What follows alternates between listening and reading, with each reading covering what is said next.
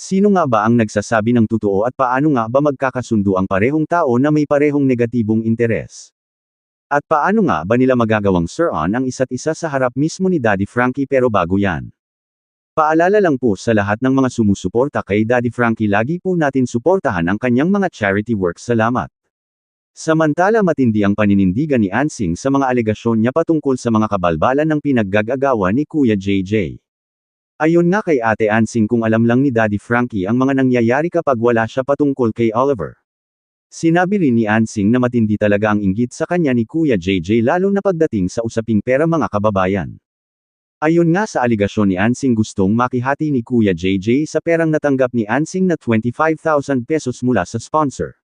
Dito parang sinasabi nga ni Ansing na dahil hindi niya nabigyan si Kuya JJ ng parte ng pera na galing sa sponsor, kaya daw itong si Kuya JJ nagsusumbong kay Daddy Frankie. Samantala, pinabulaanan nga ni Ansing ang aligasyon ni Kuya JJ na yung perang natanggap ni Ansing ay napunta lang sa wala dahil di umano ayon kay Kuya JJ ipinangsugal lang ito ng kanyang asawa. Isa pa sa ikinagagalit ni Ansing, masyado daw pakialamero si Kuya JJ dahil ani Ansing labas na daw dapat si Kuya JJ sa mga benepisyong nakukuha niya mula sa mga sponsor niya. Samantala, hindi naman nagpatalo si Kuya JJ sa mga aligasyon ni Ansing sa kanya, kung saan tinawag nga siyang inggitero. Ayon naman kay Kuya JJ, sobra daw ang pagkasinungaling ni Ansing at humihingi lang daw ito ng simpatya para kampihan ng viewers at ni Daddy Frankie. Ani Kuya JJ, kasinungalingan daw aniya yung sinasabi ni Ansing na siya daw ay meron personal na interes sa bahay mismo ni Kuya Oliver. Nilinaw din ni Kuya JJ na siya ang pinagkakatiwalaan ni Daddy Frankie pagdating sa bahay ni Kuya Oliver dahil siya yung naatasan ni Daddy Frankie na samahan si Kuya Oliver sa bahay nito, which is totoo naman. Samantala, naging hati naman ang opinyon ng mga viewers dito at may mga nagsasabing pareho lang daw silang dalawa na may personal na interes sa bahay ni Kuya Oliver, mga kababayan. Sa aking personal analysis, mga kababayan, kung susuriin ang buong isyo, mapapansin na hindi lang ito tungkol sa pera kundi tungkol na rin sa tiwala. Sa panig ni Ansing, ang pangunahing punto niya ay hindi lang umano tungkol sa 25,000 sponsorship. Ang mas mabigat niyang paratang ay ang umano'y pakikialam ni Kuya JJ sa mga benepisyong natatanggap niya at ang pagsasabi na gusto umano nitong magkaroon ng bahagi sa kanyang natanggap na pera.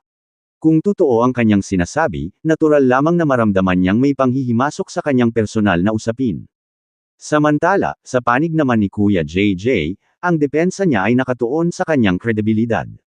Iginiit niyang wala siyang personal na interes sa bahay ni Oliver at ginagawa lamang niya ang responsibilidad na ipinagkatiwala sa kanya ni Daddy Frankie. Itinanggi rin niya ang alegasyong siya ay naiinggit at sinabing ang mga pahayag ni Ansing ay paraan lamang upang makuha ang simpatsya ng publiko. Ang kapansin-pansin dito ay parehong mabibigat ang mga alegasyon, ngunit parehong kulang sa konkretong ebidensyang na ipapakita sa publiko.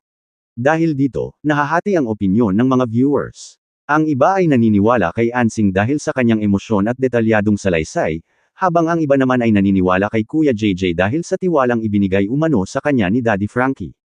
Well, sa aking pananaw, ang pinakamalaking problema rito ay ang pagkawala ng tiwala sa isa't isa. Kapag umabot na sa puntong bawat kilos at bawat benepisyo ay pinaghihinalaan, mahirap nang maibalik ang magandang samahan. Hindi rin sapat na batayan ang emosyon o dami ng sumusuporta sa social media para malaman kung sino ang tama. Kung seryoso ang mga alegasyon, lalo na ang tungkol sa pera at personal na interes, mas makabubuting may malinaw na ebidensya kaysa palitan lamang ng mga pahayag. Sa ngayon, wala pang sapat na batayan upang sabihing nagsisinungaling ang isa o tama ang isa. Ang pinakaresponsableng posisyon ay hintayin ang mga konkretong patunay at pakinggan ang magkabilang panig. Hanggat alegasyon laban sa alegasyon ang umiiral, mananatiling opinyon lamang ang karamihan sa mga konklusyon ng publiko. Well, para sa akin, sa simpleng salita lang, ang masasabi ko lang, ang isang taong sinungaling galit sa kapwa sinungaling dahil pareho lang silang may pinagtatakpan o may pinuprotektahan.